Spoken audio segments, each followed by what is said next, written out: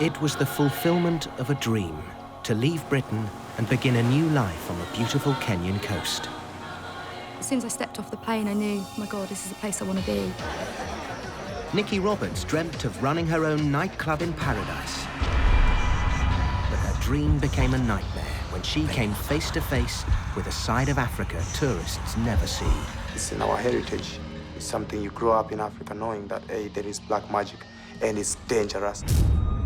And when bribery and corruption left her penniless, she faced the agony and humiliation of a brutal Kenyan prison. I hadn't done anything. I was completely innocent.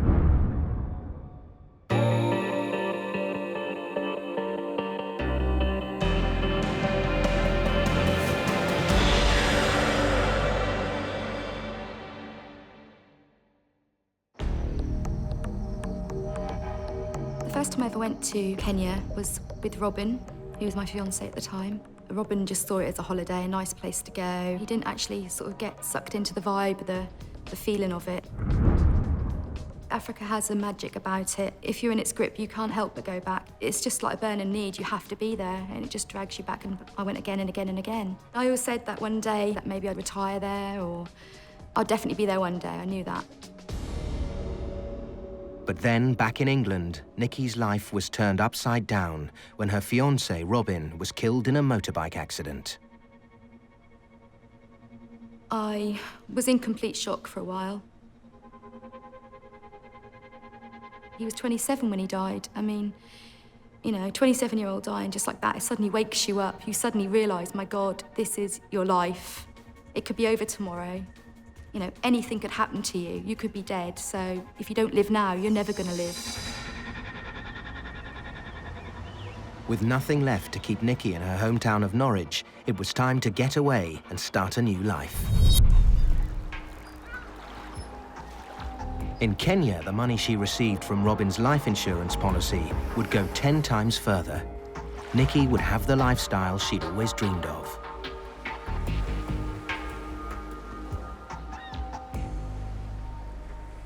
Nikki returned to her favourite resort, Watamu, on the beautiful Kenyan coast. But this wasn't just for a holiday. She'd brought with her a state-of-the-art sound system. It'd always been my dream to own a business out in Africa, and specifically a nightclub in Watamu, because I could see a niche in the market there. I knew that a nightclub there would just boom, so I wanted to go over there and just create the ultimate nightclub and really blow everyone away. I had a lot of background in the hospitality business, so I knew the business inside out. So I had the innate belief that I could do this, and I didn't have any fear about it. But this was Kenya, a country with plenty of red tape. Obtaining a business permit wasn't easy. If Nikki wanted to earn a living from the lucrative tourist industry, she would need help. On all my previous visits to Watamu, in fact, from the very first visit, I met a lady called Dorothy. She was such a laugh. We'd just sit on the beach all day, just gossiping and laughing. She used to also run a massage business on the beach, so often, because I had bad back from working on a computer so long in England, I decided, you know, that'd be great, and she worked on my back for me and got that sorted out. At the same time, I started mentioning about the business permit, and she told me that she knew somebody in Mombasa who might be able to help me, a lawyer, who might be able to help me obtain this Class H permit. I felt like, yeah, things are really moving now, you know, things are going my way, I can really make this happen, and I've got Dorothy by my side, I know, you know, I'm getting help.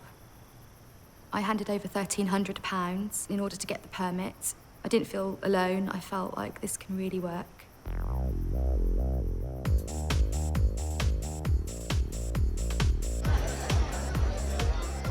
One night I was with some friends in a club called Inferno.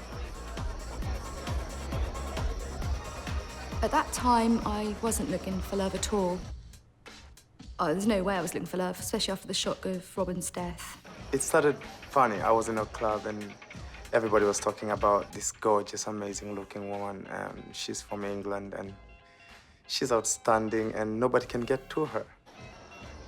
All of a sudden, an angel appeared. That is her. That is the woman. That is the woman who's gonna bear me my children. There was nothing to say, just to give her the look, and she was fly. All of a sudden, I see this guy and he's dancing on the dance floor and he's kind of taking the mickey out of the tourists, the way they dance, and really, really sort of OTT. But when they look around, he's sort of standing dead still. So I was laughing so badly. All of a sudden, I give the look and tick, she's got my attention. He was making jokes and being a bit of a clown and everything. And he came over and we started chatting. And when we actually spoke to each other, it was like, I just found out he was my soulmate. It was amazing. Once we sort of fell for each other, we were just together. We were inseparable. We were together morning, noon, and night. We would go for long moonlight walks on the beach. It was like I fell in love at that point, just straight away. It was wham. In Africa, we say troubles or love does not know how to knock the door. It just hits you right in your face.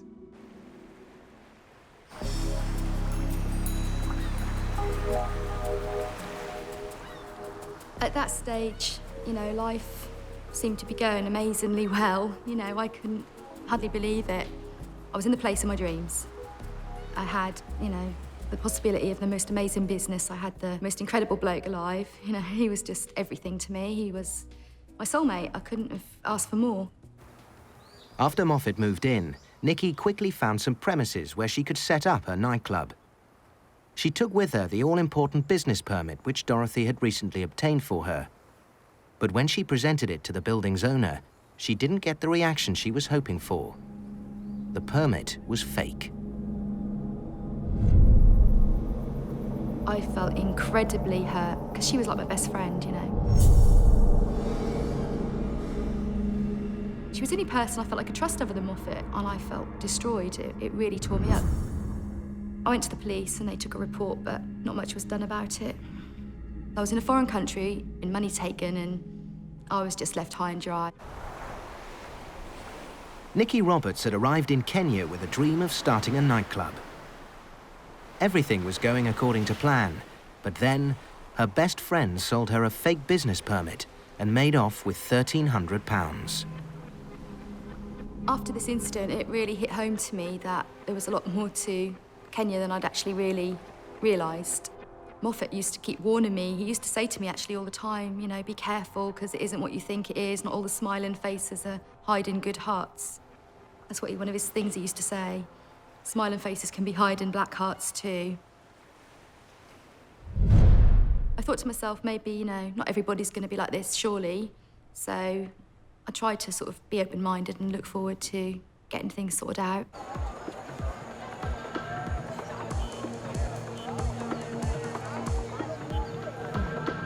That was when I was introduced to a guy called Paul, who was an elderly man. They call him an old Mazet. That means like an old fella, an old chap. He knew a lot about the system, about paperwork, about documents, about how to get things. He had connections in Nairobi.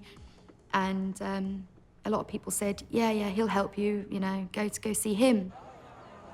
And he assured me that he would get me this work permit. And I was horrendously nervous about, you know, giving him money but after what happened with Dorothy. But he reassured me so much that I decided to give it a shot. Nikki gave Paul more than £2,000 plus her passport, which he said would be needed to verify her identity. But he said to me he would definitely need more money than that because you have to bribe, and there's so many bribes you have to do. Things just don't come easy like this in Kenya. Amazingly, 2 weeks he was back with the permit there in his hand, and I thought, God, this guy can be trusted. This is a guy I can use now. I mean, he's like, you know, he can be a partner with us really to get this business up and running.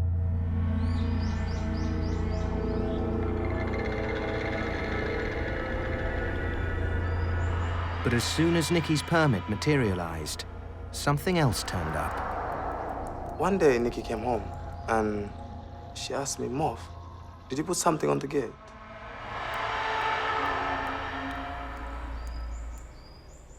And she asked me basically, Moffat, what is this thing? Who can, you know, put blood and skin and all the rubbish in for a joke? Is this a prank like in England? I told her, no, my dear. No, this is no prank. This is a serious thing, and it's gonna affect us, and it's gonna beat us big time. I reached down to pick it up, and Moffat immediately sort of said, "No, don't do that. My God, don't touch it. And I go, "Why?" He said, "It's juju." I said, "What's juju?" And he explained it was like voodoo. Somebody had thrown it there to basically give us a curse.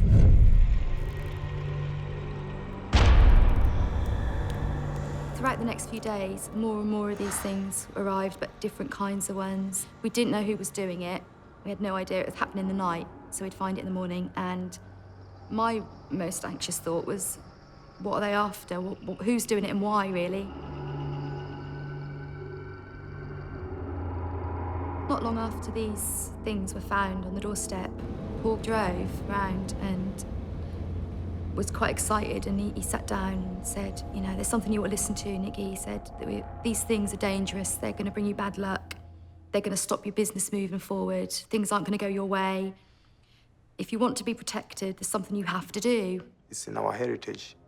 It's something you grow up in Africa knowing that, hey, there is black magic and it's dangerous.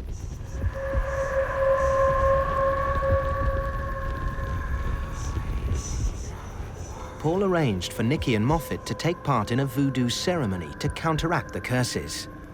It was really dark at night. We went through all these trees and we got to this place where there was a clearing. And there was this man, the witch doctor. He was dressed with his headdress on. He was stark naked apart from a loincloth. He had like scars all over his chest, like where he'd been sliced. And Moffat explained to me this was part of a lot of the ceremonies where you protect yourself, you have to be sliced. And I said, "No way." She went all ballistic and she said, "Nobody's gonna touch my skin with no blade, no one." Last thing I noticed was this open grave. I thought, my God, what's that for? I was like really starting to panic at this stage. Paul explained Nikki must lie down in the grave if she wanted the curse removed by the voodoo ceremony. I was like, oh, I don't know if I can really go through with this. The whole thing was like something out of a horror movie.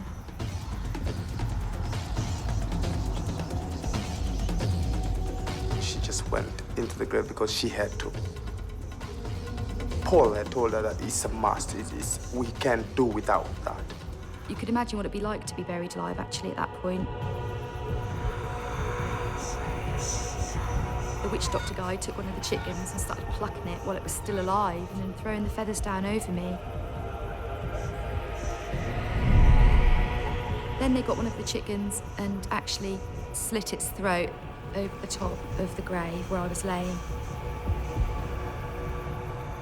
There was this hot blood coming down on me, and it was landing on me, and at that point, I really freaked out.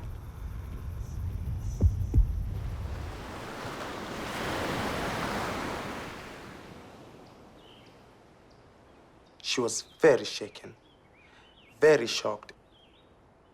There's some things you can teach somebody, but there's some things they have to go through them for them to understand. So she went through that, and I'm ever so sorry for her. With the curse removed, Nikki could safely get on with her plans, and Paul was with her every step of the way. After the juju ceremony, Paul became a much more important fixture in our life. He was our unofficial driver who would drive us where we needed to go. He was also assisting us with the search for land, the appropriate land to build our nightclub on. He was great. With Paul sorting out the land deal, Nikki started getting things ready for her dream nightclub. But it was proving to be more expensive than she'd expected. Meanwhile, we'd started to run out of money. So Paul had suggested that we rent out the sound system. The state-of-the-art sound system was an essential part of Nikkis Plan. There was nothing like it in Watamu. Paul arranged a demonstration for all the local bar and club owners. A number of people come by. Some of the people from the Jambo nightclub down the road came by and had a look. By the end of the day, Paul had clinched the deal, renting Nikkis' sound system to the local Jambo nightclub. Everything was going amazingly well, so smoothly. We really felt positive, me and Moff. We believed, you know, things were going to really pan out well for us. The dream was coming alive now at last.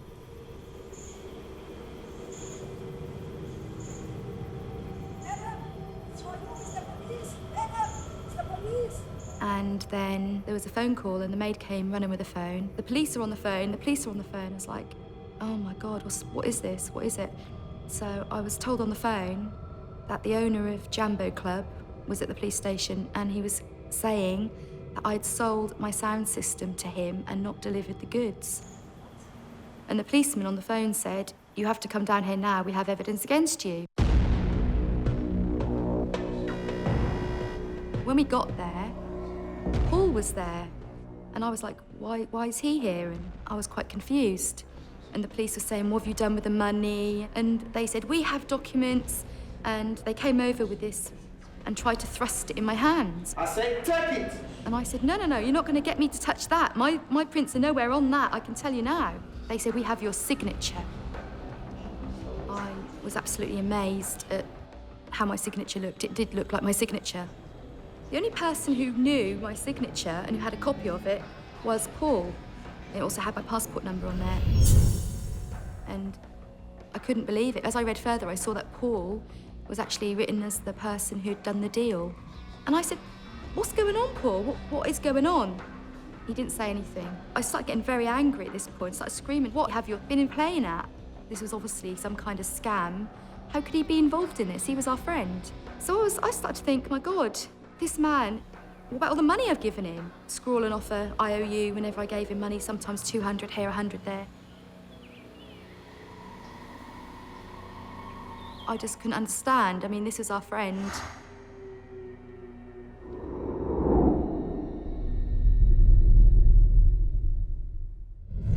With Paul's betrayal sinking in, Nikki was sent home by the police chief to get the sound system.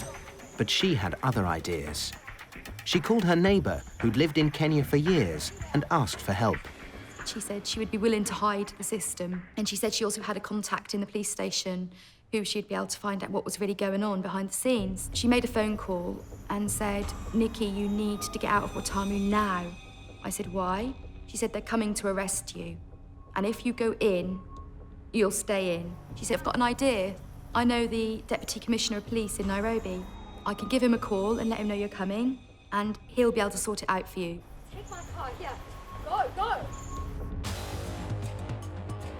Nairobi was 600 kilometers away. It would take them 12 hours to get there.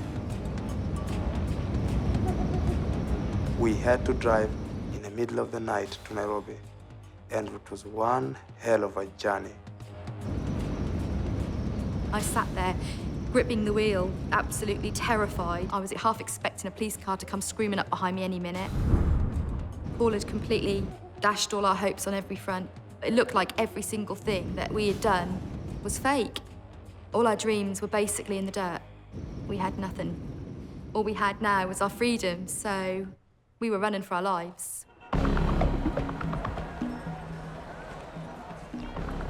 Nikki and Moffat arrived in the Kenyan capital. They began putting the pieces together. Paul, Jambo Club owner, and the head of the police station were all of the same tribe. That might not mean much in England, but in Kenya it was a big deal because somebody of your tribe is like your brother and you'll do anything to help them. And more than likely the whole idea had been to frighten me so much I would have had the sound system over, and literally they would have got the system for peanuts. We realised that was the lowest point we'd reached so far. Everything was in tatters. We didn't know what to do. We had no land, no money, no job. Things were looking really black. When we entered the office, the commissioner sat there behind his desk, and I would have thought he'd been quite a scary figure, but he wasn't. He was very friendly. He had a big beaming smile on his face, and he welcomed us. He shook our hands and told us to sit down. And then he said, "What can I do for you, my dear?" So we told him the story. We said, exactly what had happened, and he then proceeded to ask us for 7,000 shillings, which in English money at the time was about £70. We gave him the money. I said, so what's going to happen? Are we going to be okay? Is it going to be sorted? And he said, don't you worry, be at home in Kenya, feel at home. And I said, right, well, I still don't know what's going to happen. Can I go back and not be arrested? Is it safe to go back? And he said, no, it's fine, I'll sort it, don't worry. So I thought, well, nothing more I can do about it, and I just had to leave because he wasn't going to say any more. So I left the office and we went to a hotel to sleep.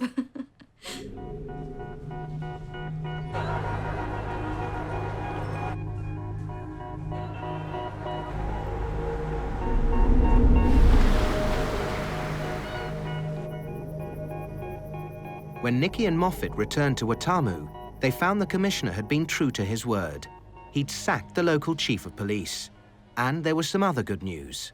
We discovered that Paul now had a warrant for arrest against him. So he'd gone on the run. At the same time, we started having really strange things happening in our house. It had a really dark sort of quality. We started feeling uneasy. We had lights flickering on and off.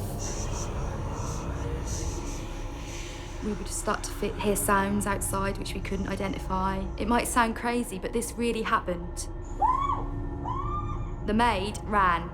We didn't see her again for days. And Moffat said, "There's juju going on again."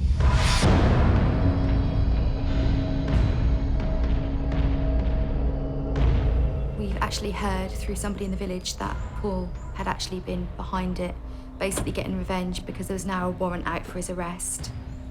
So we knew that he was deeply embroiled in this kind of stuff, and we actually feared.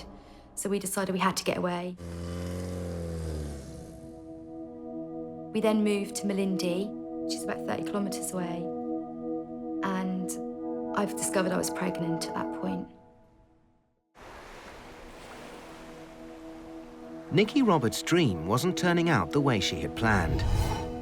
She'd been hounded out of her house by black magic and conned by the people she'd trusted. Now, with her money almost gone, she was expecting a child. The worst part was not really knowing what was going to happen, because I had no mother there, no sister, no friends. Nobody could give me any advice on how it was all going to happen and what pregnancy was all about. And there was no such thing as scans or anything like that going on. There was no hospital, not proper hospital, for about 130 kilometres. The nearest one was Mombasa. So I was literally in a town which didn't really have a proper hospital at all.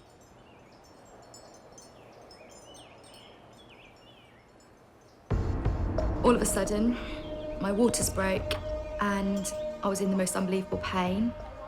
There was no pain relief of any kind. I just had to get on with it. After 24 hours, Nicky and Moffat realized they needed medical help. A local private clinic was the closest port of call. Nothing was happening. I wasn't dilated. So we phoned the clinic and they said to me, if this carries on much longer, you're going to have to go to hospital and have a cesarean because you can't go more than 24 hours because the baby could suffer as a result. And they said they needed £500 up front. I didn't have £500, I was broke. So I was faced with the only alternative, and that was to go to the local hospital where the local people went, and off we went.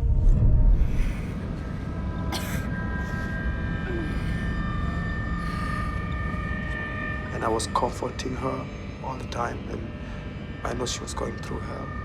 And I told her, just be brave, you know. Hold on, we're gonna give birth, and we're gonna get a beautiful kid, and she or he's gonna be adorable.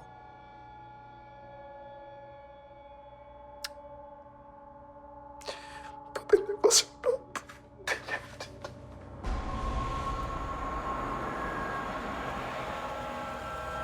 When we arrived at this hospital, I was expecting to see a hospital.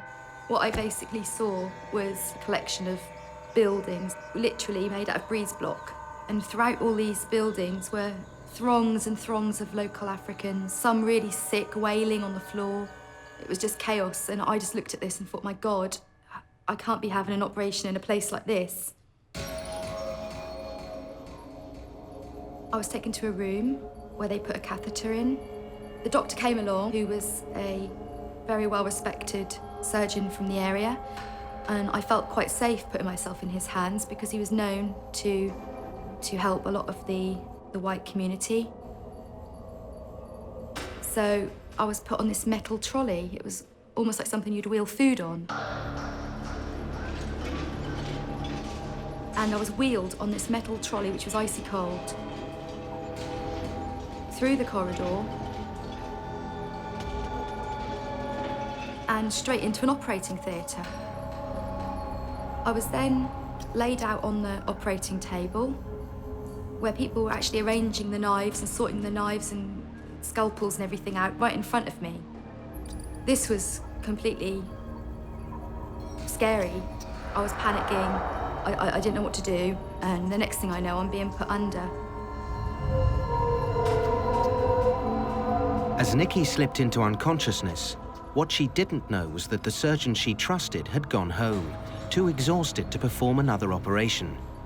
Nikki was now in the hands of inexperienced trainee doctors. I was in a catch-22 situation. If I don't let her go in that theater and get operated on, obviously we'll lose our daughter.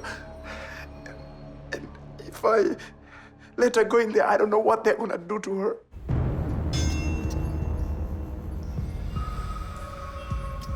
The next thing I remembered was being dragged up as if from somewhere really deep to the feeling of the most unbelievable pain I have ever felt in my entire life.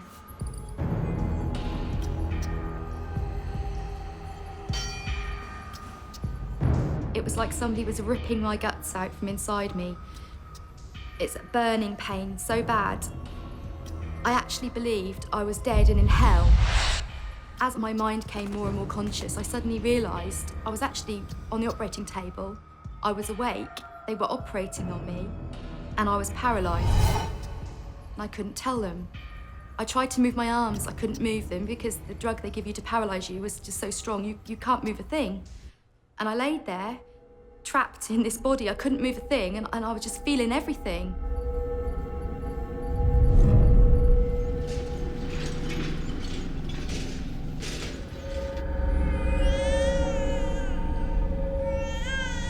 I prayed and prayed, and about 30 minutes later, I heard a little voice. Oh.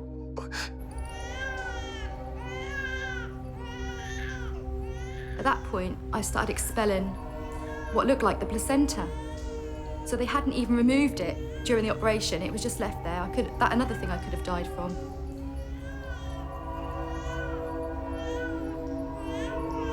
It is lucky they delivered my kid alive. But from there on, it was a disaster to the end.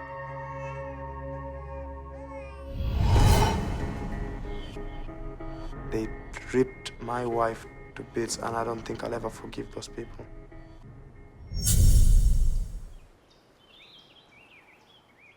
Nikki gave birth to a healthy baby girl, Saffron, but her own recovery took some time. It took me a long while before it healed. It took about 3 months before I was actually able to move normally. I couldn't do anything that was like dancing or running or anything that involved serious activity. I could move around, walk, but that was about the limit of what I could do. The reason I decided not to go back to UK at that point was the fact that facing defeat, giving in, I didn't want to go back and people go, you see, we told you so. I didn't want to face that. I was too proud, maybe wrongly, but I thought, right, I'm going to battle this, I'm going to win this, I'm going to make this happen. I still got my dream, it can still happen. I'm going to do it.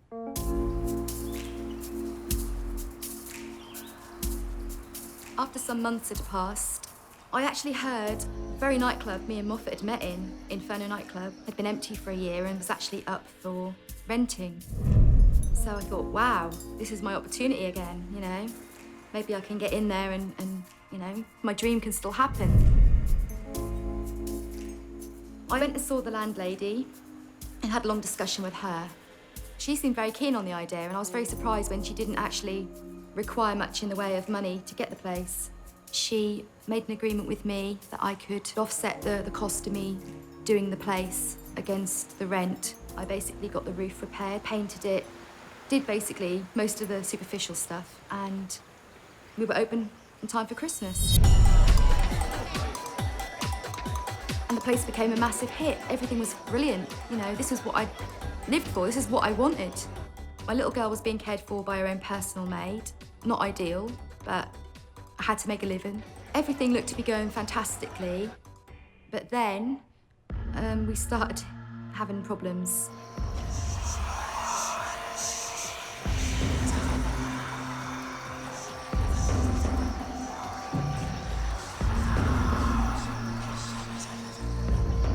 So the abracadabra start again. The juju hit again. It was just madness.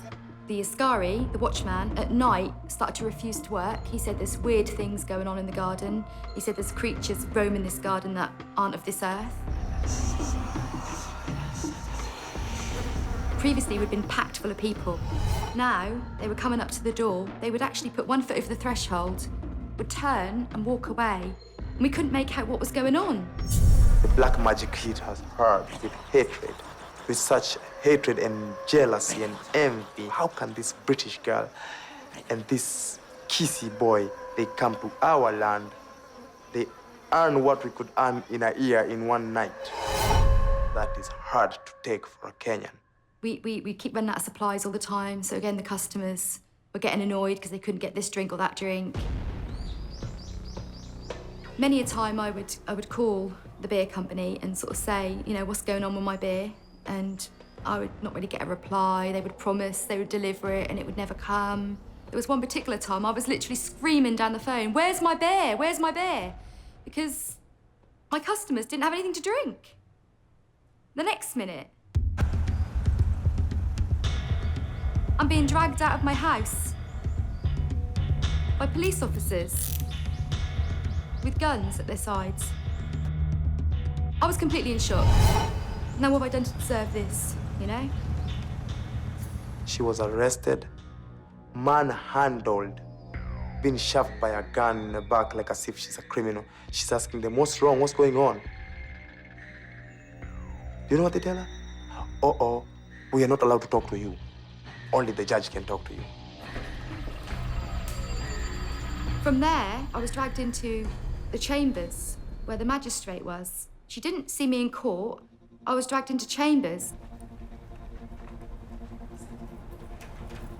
Miss Robert, you have committed a serious crime. And I was given a paper saying, you're being accused of an electricity bill which you haven't paid. You've broken some furniture in the nightclub and the landlady's got a complaint against you. And I'm like, what are you talking about? I don't know anything about this. This is rubbish. And anyway, I set up the electricity bill in my name. It's nothing to do with the landlady. It's between me and the electricity people. They said, no, the bill is this much and you have to pay money. I said, but I don't have any money. And the magistrate said, if you don't pay 300,000 shillings right now, which was about £3,000, you're going in. And by going in, that means going in prison. I said, where am I going to get that money from? She said, okay, that's me for the day. She can go in.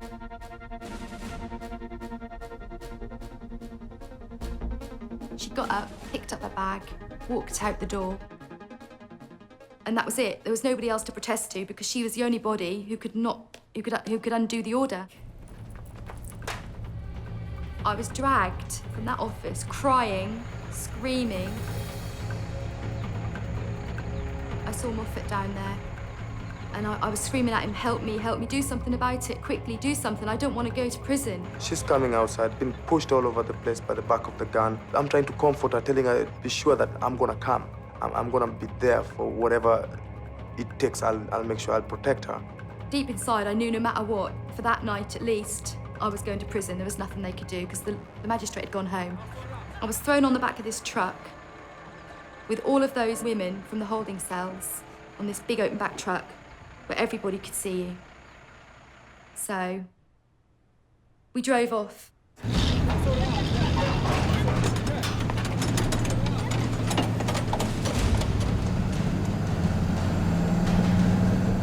We were bumped in this truck throughout the whole of Malindi.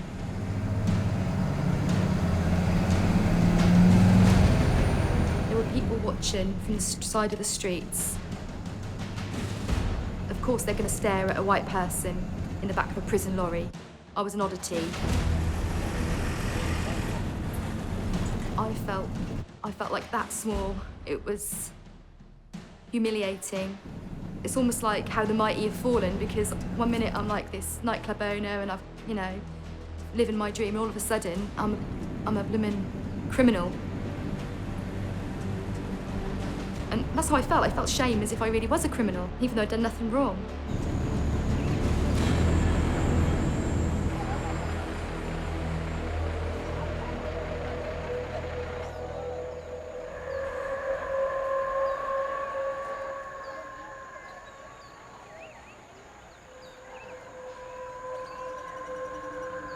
was shoved into this small room with 2 prison officers and 2 prisoners. And I was told, strip naked. People were obviously staring at me. Being, again, white person, I was an object of curiosity. I was extremely ashamed and embarrassed because I still had this big, angry mess of a stomach, big red scar. Basically, I was told, bend over, we're gonna strip search you.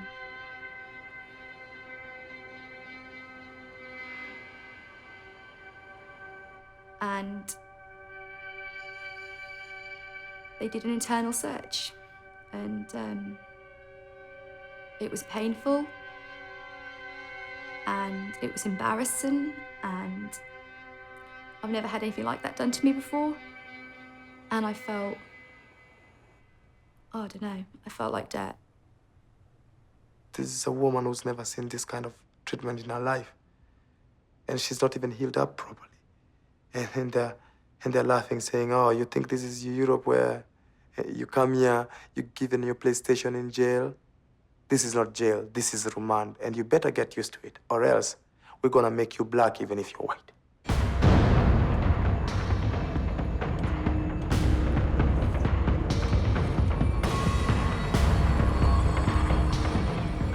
I was put into a cell with, must be about 20 other women in there.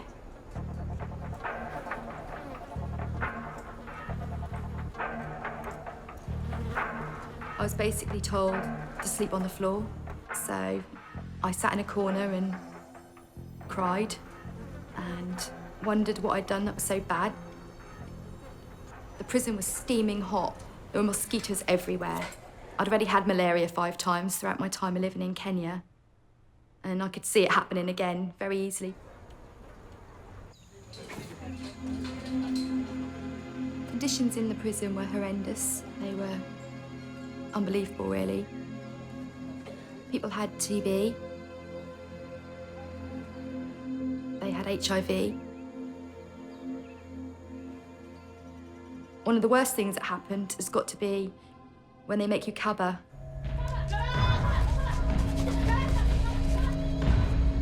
Kaba means, in Swahili, it means you have to crouch down on your toes with your hands behind your head and balance there. This is normally when they do a head count. I didn't know the word kaba, so when they said it the first time, I didn't crouch down, I didn't know what it meant. So I was beaten with a stick. When I got down, obviously in pain, I couldn't balance. I just kept tipping over and falling down. And every time I did that, I'd be hit with a stick. When I heard that I wanted to climb that fence and eat somebody, I wanted to eat somebody, but there was nothing I could do. These guys, they have AKs. They were protected. They were the law.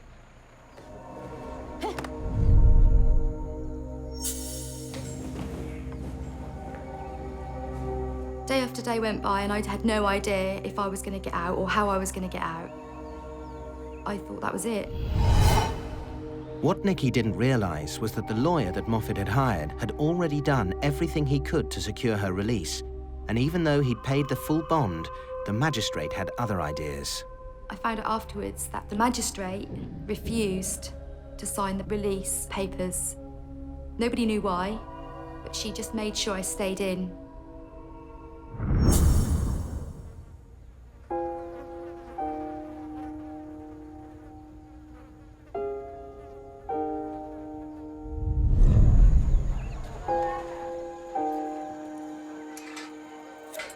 After 10 days in prison, the magistrate finally released Nikki.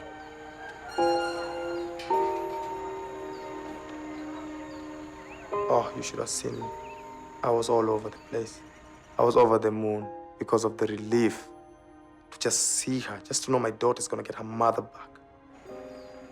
Nikki left the prison confused as to why she'd been sent there in the first place. But she soon found out. After I started to feel a bit better, I sort of inquired about the club. I found out that everything I'd left in the club had been taken out, the locks had been changed. And worst of all, I found out that the magistrate who'd put me in prison was now running the club. The landlady had got in a stupid white person who'd been naive, who'd spent her money there, who'd done the place up, got in really good business, made the place really pumping, and then decided to snatch it back. Nikki Roberts had gone to Kenya in pursuit of her dream. That dream was now in tatters. The thing with Kenya is the majority believe that if you're white, you must have gold in your pockets. It's just a misconception that if you're white, you must have money, and therefore they're poor. Why shouldn't they have some of your money? In 2003, Nikki and Moffat got married in Kenya before deciding to return to the UK.